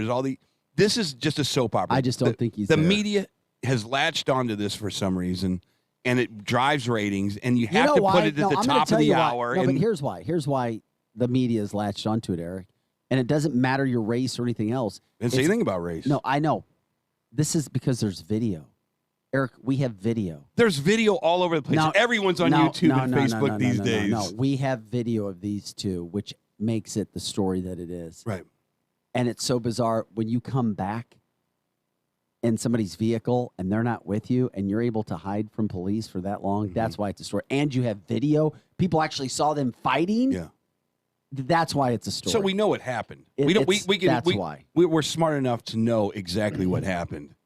He ditched the body. We found the van. The van came back to the only thing that's left to pick up the pieces is where is he at? If he is That's dead. it. But I'm not so sure he's dead. And his personality, when you talk to some of the police investigators, it doesn't match somebody who would take their own life. And because she's pretty. That comes from the Facebook line.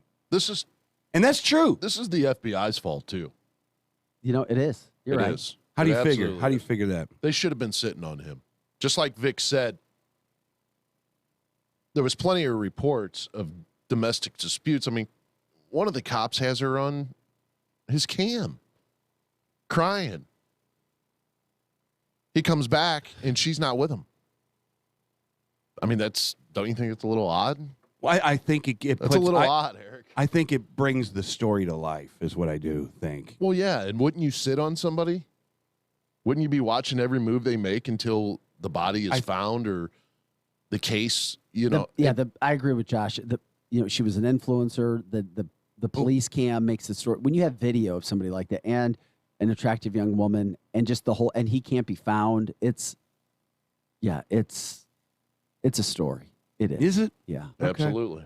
Absolutely. How many other stories are out there right now that we could just spin the roulette wheel and follow them around? Probably a lot. Yep. But we don't. But it's not this story because you don't have all of these things adding into it. Because if we did, we'd be talking about that as well. Would you? Yeah. Absolutely.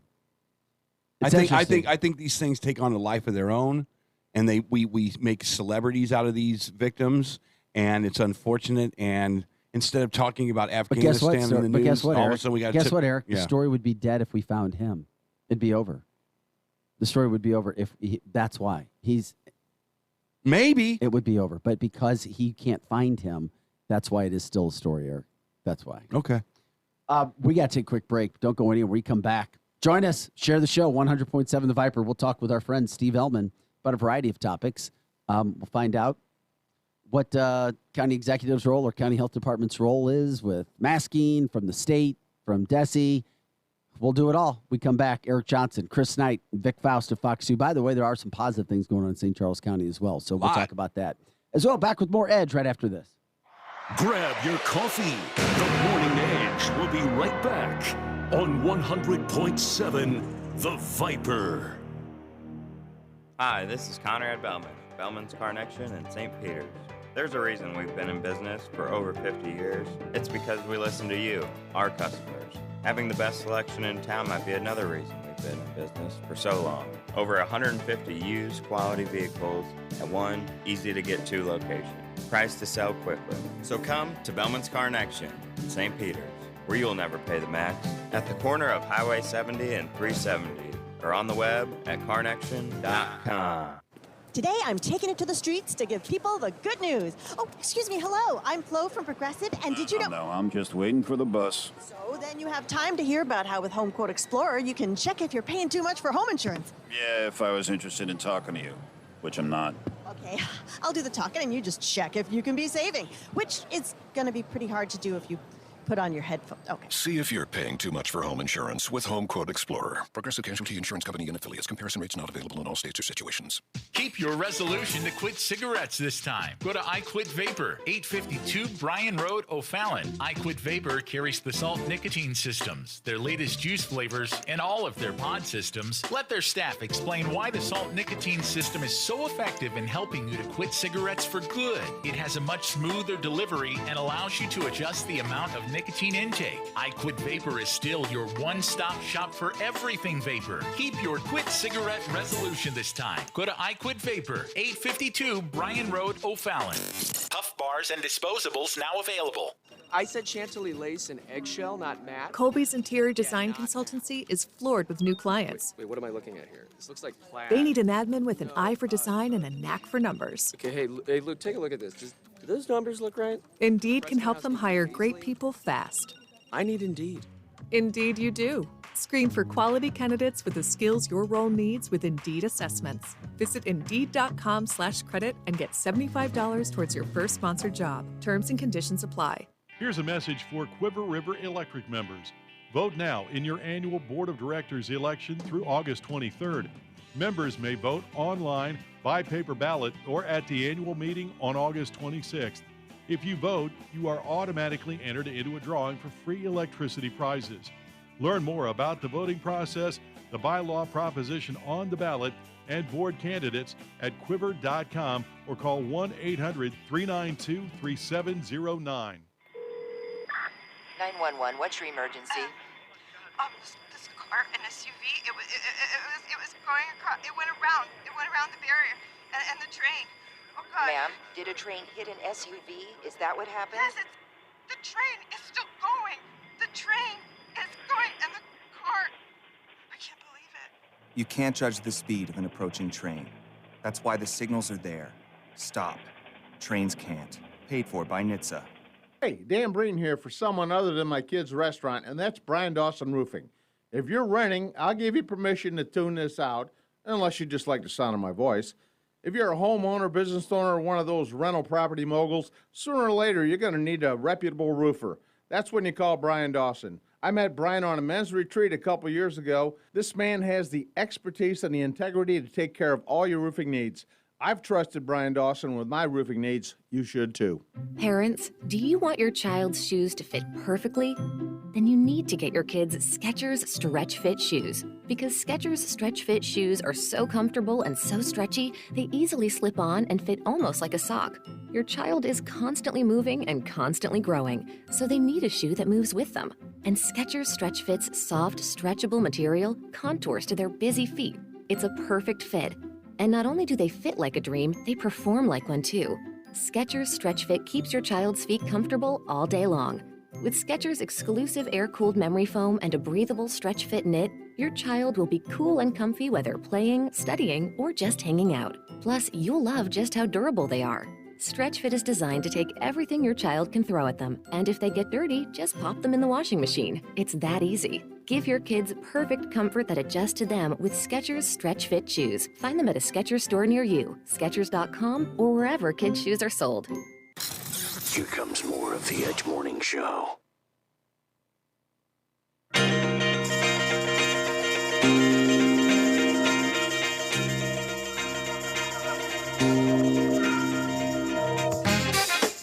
Hey guys, welcome back to the show. Eric Johnson, Chris Knight, Vic Faust. Glad you're here with us. One of our good friends at the show, Mr. Steve Ellman, County Executive, joins us now. Steve, thanks for taking some time with us today. We appreciate it.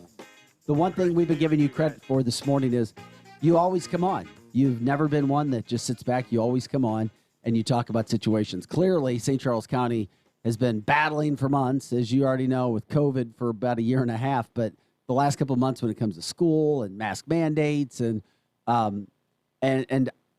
know that you follow what is out there. We listen to, Desi speak when it comes to close contacts and masking and kids in school.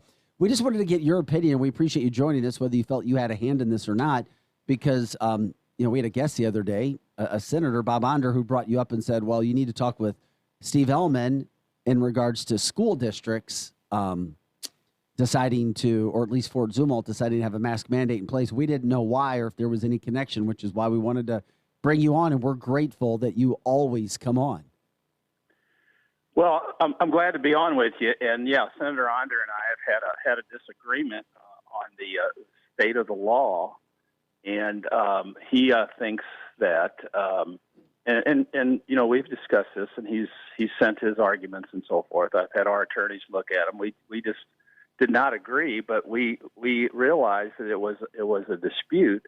So what we did at county government is to get together with the superintendents in the 5 districts in St. Charles County. There was a consensus opinion between them, myself, and our public health people that we did need to relax the state standards. Again, we didn't think we could do that on our own.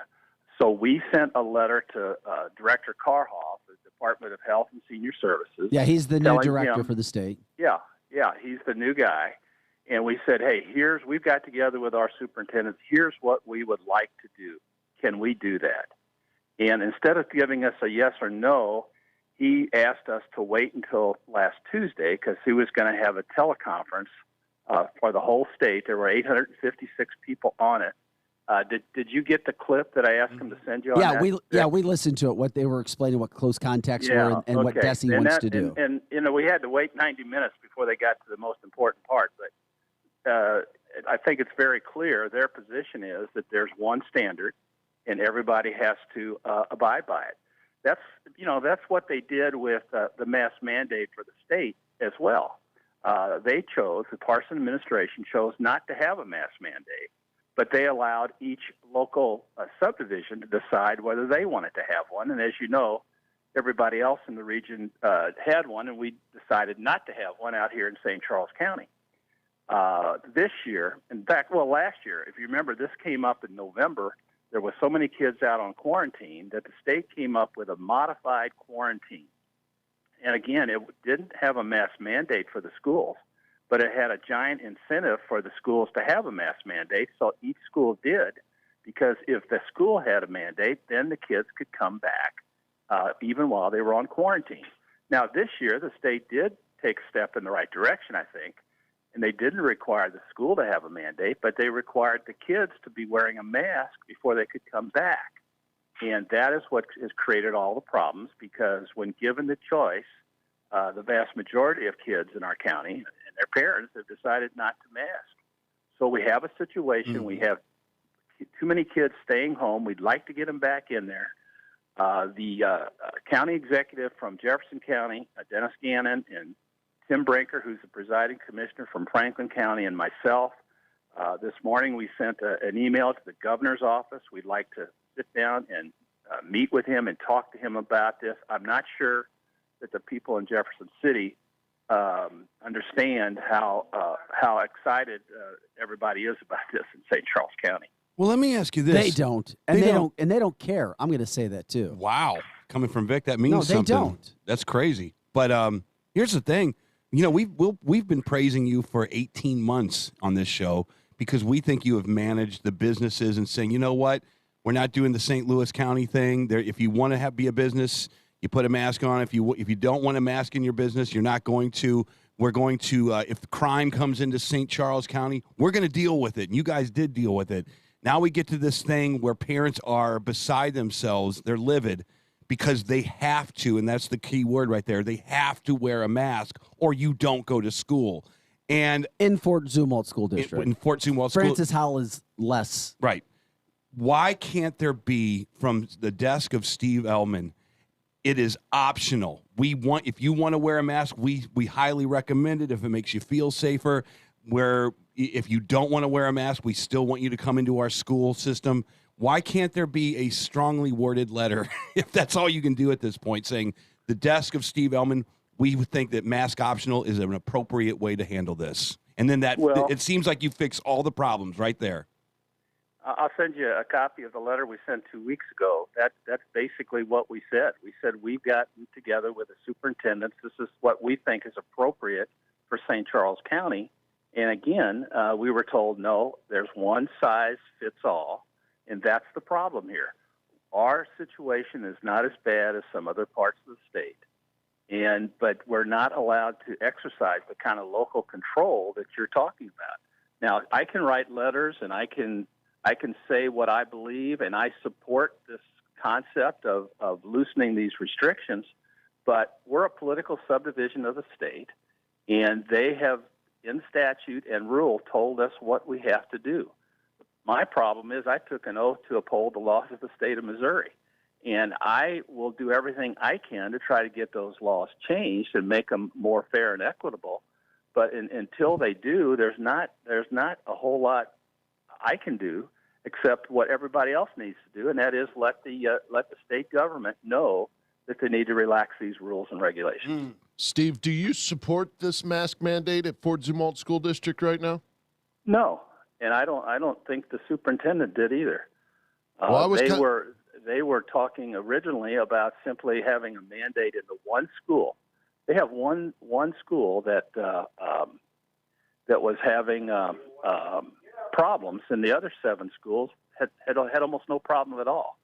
So you need to deal with the problem where it exists, not everywhere else.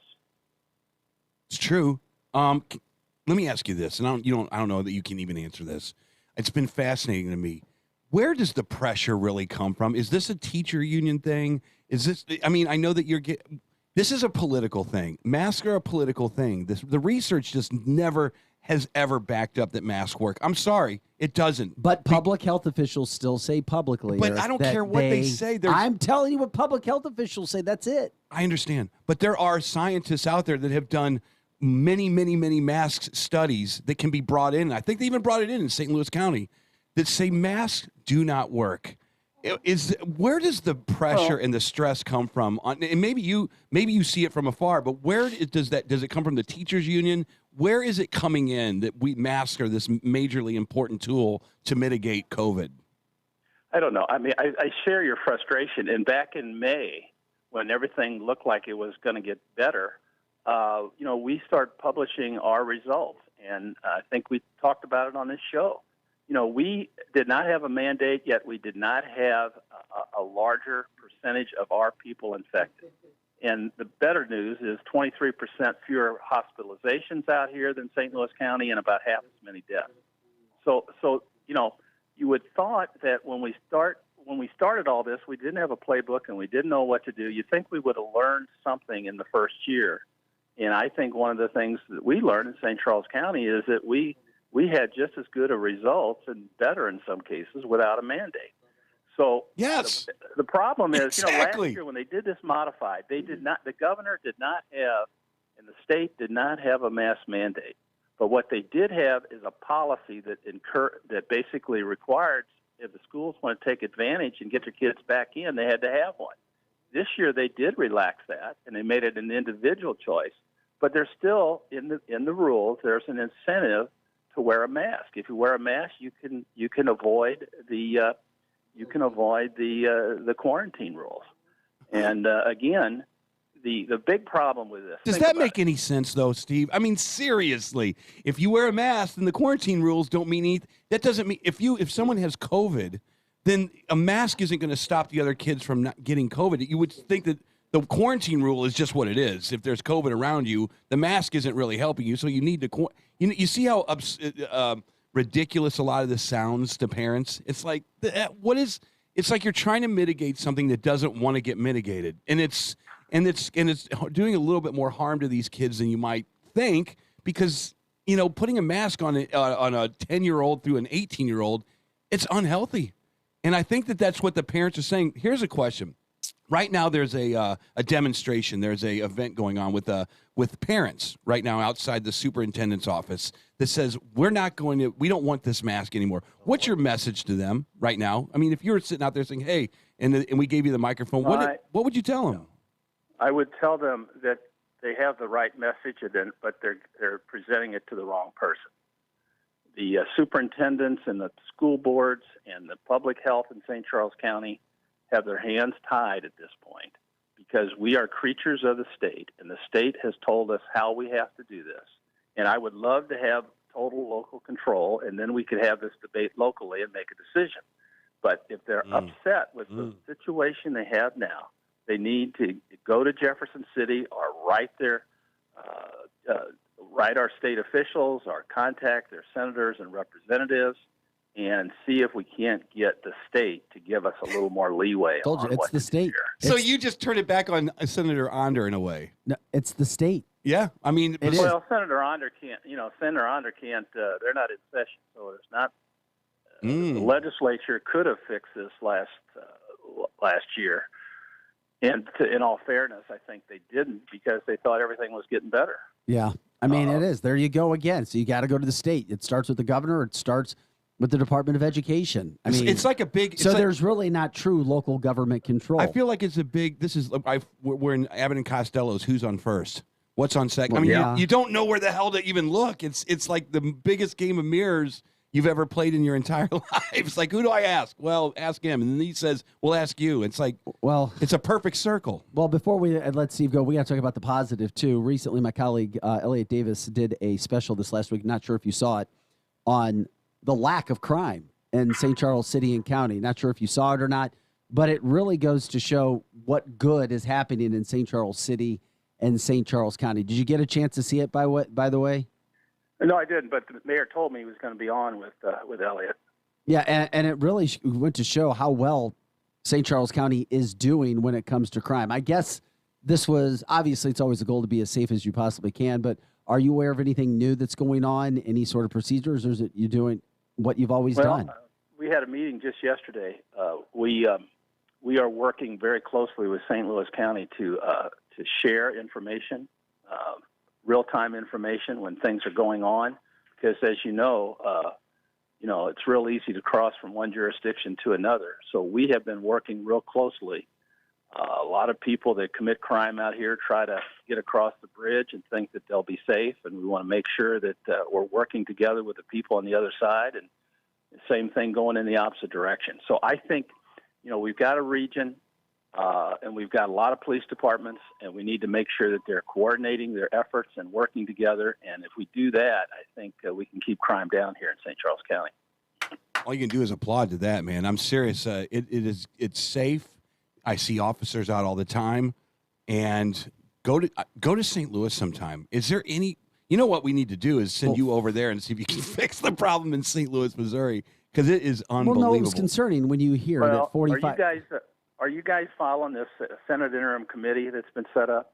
No, I haven't. You need to tune into that. We had our first meeting a couple of weeks ago, and that's one of the things that Mr. Gannon, Mr. Brinker, and myself are trying to let the Senate know, and they have an interim committee. Let them know how serious this crime problem is in the region, and it doesn't just impact the city; it impacts all of us. Because in any given day, half the people in our jail are not from St. Charles County. What? Yeah, they're from somewhere else. And we got two interstates coming through here. Yeah, 45% of the crime that occurred in St. Charles last year. Yeah, I saw that. Or to the state, 45% was from St. Louis City. Mm-hmm. Yeah. So we're trying to get That's them again that's what Elliot to go said. ahead and do some things in Jefferson City to allow the local people to have more tools and to make sure that there's no restrictions on working together, and just a whole lot of things that I think we could do to fix the problem. People don't. It's a tragedy for the people who live in St. Louis, but for the rest of us, it's an economic development problem. Very few people know about St. Charles County around the world, but they've heard of St. Louis. Yeah. Okay. And they used to look at St. Louis to move a business here, and when they did, they realized, man, St. Charles County, that's a great place. Yes. But I'm afraid St. Louis is getting crossed off people's list. Okay. Yeah. And if they don't look at St. Louis, they'll never find out about all the great things going on out here. So we need to get off the front page of the world newspapers with all of our crime in the city of St. Louis. Stop doing such a great job, Steve.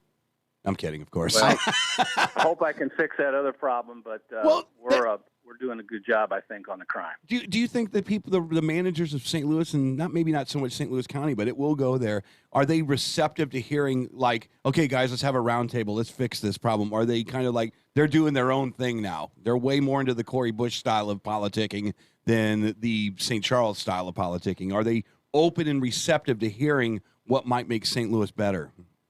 Well, the good news is, I spoke at the first hearing, and so did Jason Hall, representing the business community.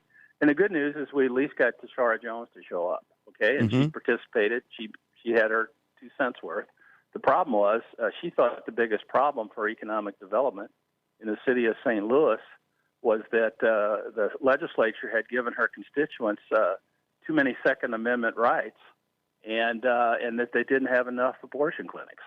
She thought that was what was keeping people away. So obviously, we've got a real gap there, and we got to keep working to somehow bring these parties closer together, and at least admit what the problem is. Steve Ellman, we appreciate you joining us this morning. You gonna take the day off? Just kind of walk around? Actually, I'm sitting here. I got my annual checkup at my doctor's office. I didn't know I was going to be on this long, and they came and said, come on. Yeah, we're sorry. Yeah. Blame the Viper. Just tell 100.7 the Viper they can sorry. call us. Steve, thanks again. You were great. We appreciate it. Have a good day. Instead of getting a doctor's note, I'll need to get a journalist's note. There you go. I'm going to write Steve Ellman a note. That's right. We can do that. Thank you, Steve. Yeah. It'll be long, wordy, and perfectly written. And in a teleprompter. Although, here's the thing. I feel like one of our Facebook posts said, it's the runaround. It's like, oh, it is. And it's just like, okay, now it's over here. Now it's over there. Now it's over here. I literally thought until Steve said that it was 100% up to the school board. Now, if I call Governor Parsons' office and his people and and then they say, What do no, you it's up think to Mike's local gonna say? control. I have no idea. I'll tell you what he's going to say because he said it on this show several times. Go ahead. What do you think? What is he going to say? It's up to the county officials. There you go. No. Yes, he but will. then- He said it on this show multiple times. We have left it up to the local jurisdictions. That's what he said multiple times.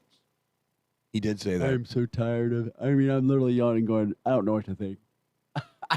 That's just what he said.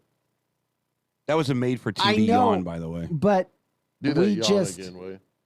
it was natural. No, If it was scripted. You scripted out a yawn. scripted that You yawn literally out. That was scripted not that out. scripted. I wish I could be that good. That You was were not a you were good. You should be that on was- Days of Our Lives for real. Seriously. I have a contact. I His know name you is do. Kyle Louder. Kyle, who came into this studio. Yeah. It was too perfect to be true. It is frustrating. I don't know. I'm going to reach out again. It's We frustrating. did listen to the Desi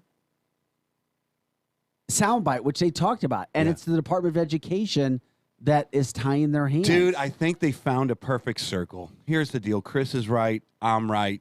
Senator Anders right. Steve Ellman's right. It's like Oh, that was good. That was good. What was coming? I'll tell you. Let me see. I'll let you do it again. Well, rewind the tape if you miss Vic. No, I'll tell you. You want to see it? I'll get you when it's coming. I'll get you.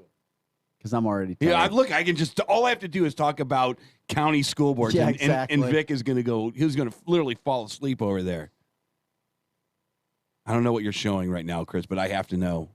Oh, that's the event. Okay, so That's the event. we have a picture with a lot. Don't you bet? Don't you just That was a yawn? yawn. Come on, man. Come on, shake it off. a good one. Rub some dirt on it over there. Let's do this. Well, ask the governor, Vic, because see if he can come on, because he's told us multiple times that he has left it up to the local authorities. Yeah. Well, that's not what Steve Ellman's saying. Steve Ellman is saying that the state, he's following what the state is telling him to do.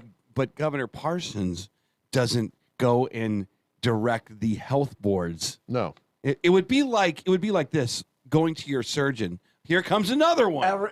It's like a damn freight train with you. It's like car after car. When I start yawning, I yawn. Sorry. I'm really getting bored, I guess. Just keep talking. You'll put me to sleep. Let's talk about your exes for a second. You'll pump you up. Oh, my God. Let's talk about a strip club. That No, you've what I never would been say, to. I would say this. Governor Parsons blames it on the health department. The health department blames it on COVID. COVID puts it back into Steve Ellman's desk. Steve Ellman that gets pissed off at Senator Onder. Onder gets pissed off at Ellman. It's like, my God, it's this perfect ring that you can never break out of until Fauci says, all right, with my hand, I sweep all this under the rug. COVID's over. You can get rid of all the masks. This is the new health director's decision. That's what it is. It is. It's the new health director. It would have been nice if Governor Parsons would have said, we're going to find someone a little bit more in the middle here that's not so left-leaning, He went left-oriented. to J.B. Pritzker's health official, right? Isn't that who this guy, he came from J.B., Yeah, right? from Illinois. Yeah. Yeah, he did. Okay. We got to take a quick break. That's interesting. You need to take a quick nap. I'd love to take a nap. I don't have that option. Well, Are you off tonight? No, I'm not off. Yeah, I'm just off. Fastest 2 hours of morning talk radio. I mean, we've already done almost 2 hours. We'll take a quick break. We'll come back and put a bow at the show. Don't go anywhere. Back with more with Eric, Chris, and Vic on The Edge. The Edge Morning Show is coming right back.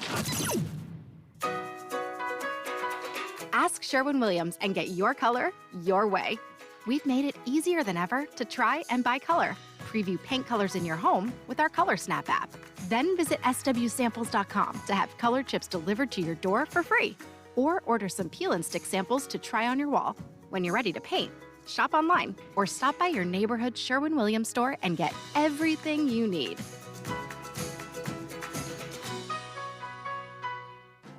Don't let a wet basement or foundation problems destroy the value of your property.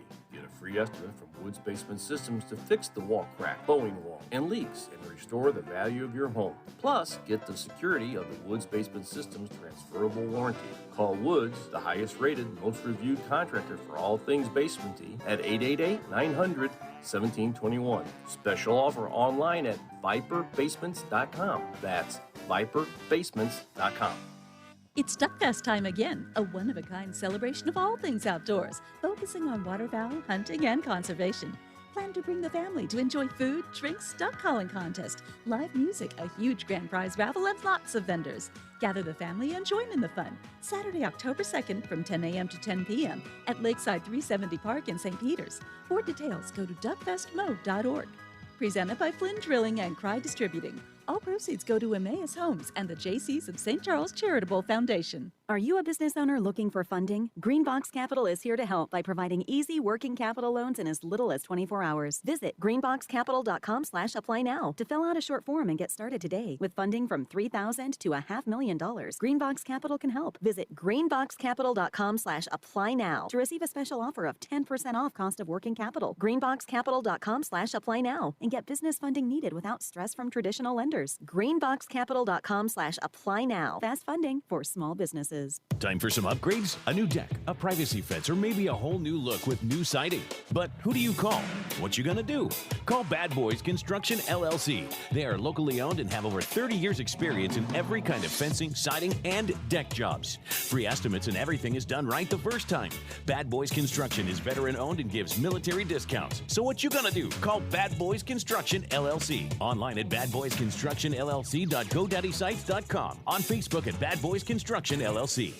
From runny noses to running injuries to school and sports physicals, the BJC Medical Group Convenient Care at Wentzville is ready to help. Located at 1520 Wentzville Parkway, the Convenient Care is open every day from 8 a.m. till 8 p.m. Our BJC providers are on hand every day, including morning, evenings, and weekends, to care for all patients 2 and older. With low copays and walk-ins welcome, it's your best medicine when you need it. To learn more about the BJC Medical Group Convenient Care at Wentzville, visit bjc.org/Wentzville. It's time for some straight talk. Sure, saving money feels good, but cutting your wireless bill in half, that feels really good. Like walk-off home run in the 9th inning good.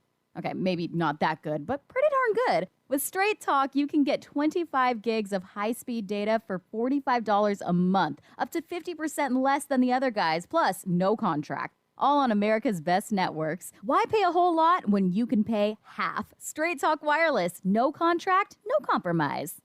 Now, back to the Edge Morning Show.